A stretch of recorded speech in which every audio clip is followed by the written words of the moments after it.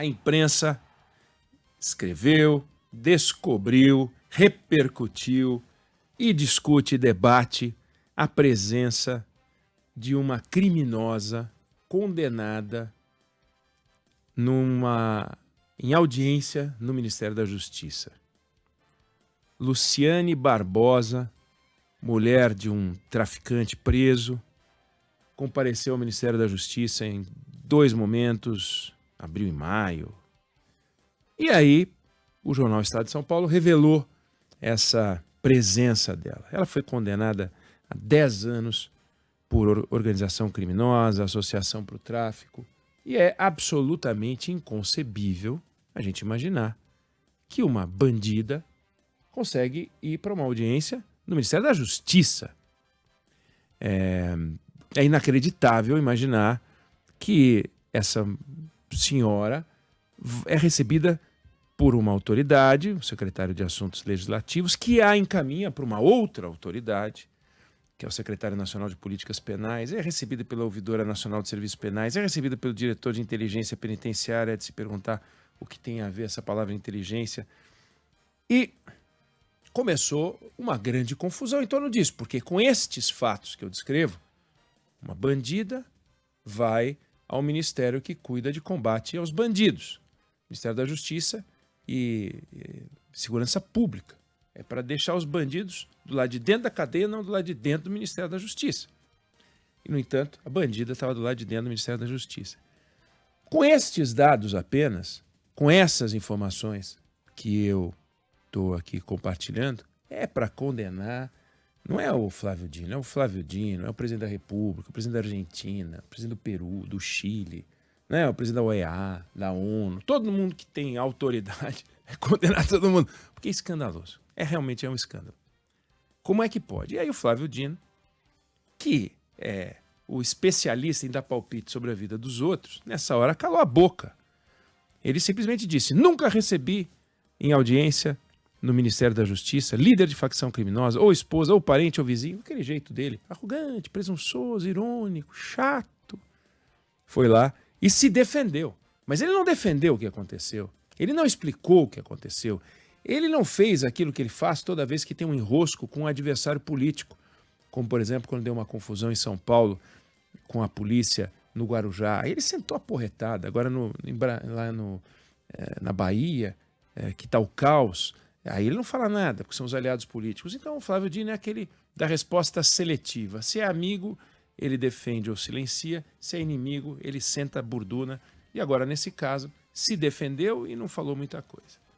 Então, pelos fatos que eu descrevi, pela atitude do Flávio Dino, também é absolutamente condenável o comportamento dele. Deveria ter pedido desculpa, deveria ter imediatamente tomado as providências que acabaram sendo anunciadas no Diário Oficial, uma mudança de procedimento para a entrada de pessoas e tal. Ele deveria ter pedido desculpa ao país, devia se comportar como se tivesse envergonhado, porque afinal é o time dele, recebeu uma bandida, né? É o time dele. Pessoas que ele botou lá receberam uma bandida.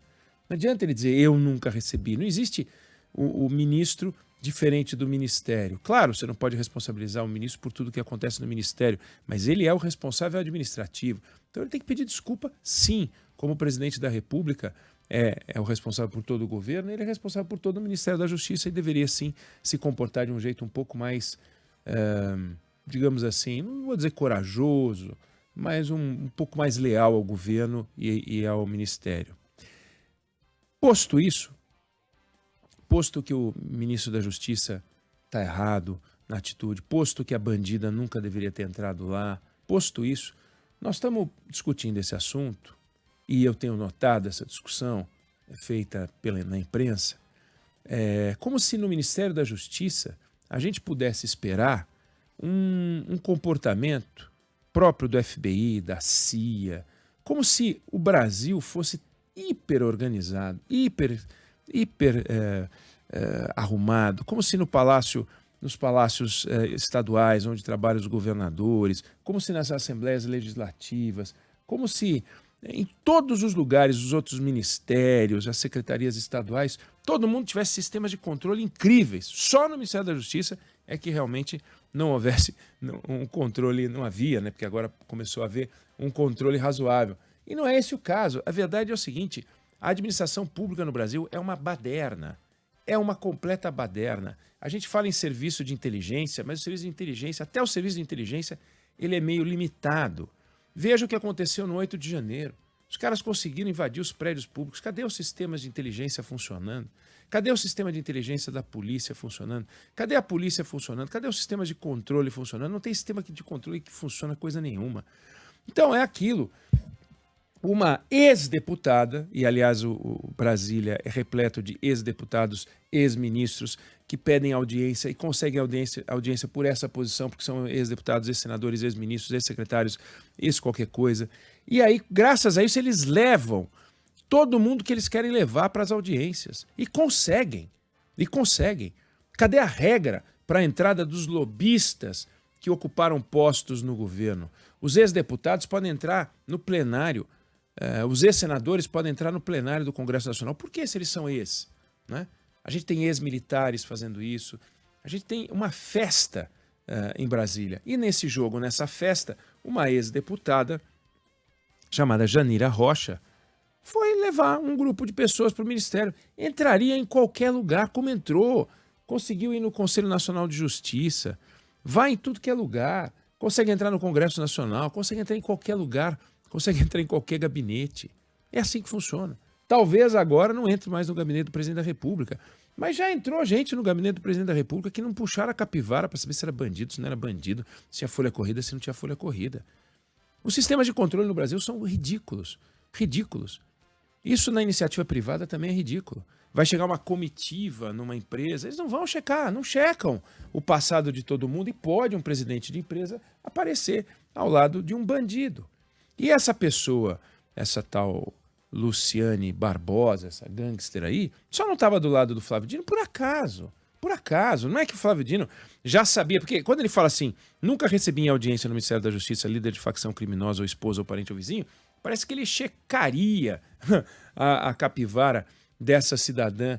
E mais, e se ele checaria e não orientou ninguém no Ministério a checar, ele também está fazendo um trabalho porco. Deveria ter exigido, desde que entrou, uma checagem, que não exigiu.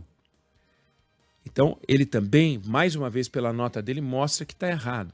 Mas a gente tem que tomar muito cuidado para não achar, cobrar. Olha, eu sou crítico ao Flávio Dino, já deu para perceber várias vezes, falei, fiz críticas ao comportamento exibido dele, essa mania dele de falar sobre tudo e todos, desde que sejam adversários, e elogiar tudo e todos, mesmo que esteja errado, desde que sejam aliados, né? Mas nesse caso aqui, a gente não pode botar a régua lá em cima e falar, nossa, que coisa absurda, como que eles deixaram entrar? Eles deixam entrar qualquer um. Esse foi o que o Estadão pegou. Quantos vagabundos já passaram pelo Ministério da Justiça? Quantos vagabundos já passaram por todos os ministérios, pelo Congresso Nacional e pelo Palácio do Planalto e pelo Supremo Tribunal Federal? Eles entram, não há sistemas de controle, não. Então, esse caso pode ser importante, pode ser um divisor de águas, para a gente começar a pensar num sistema de controle verdadeiro, eficiente, que deixa os bandidos do lado de fora dos gabinetes, se possível do lado de dentro da cadeia. Isso sim.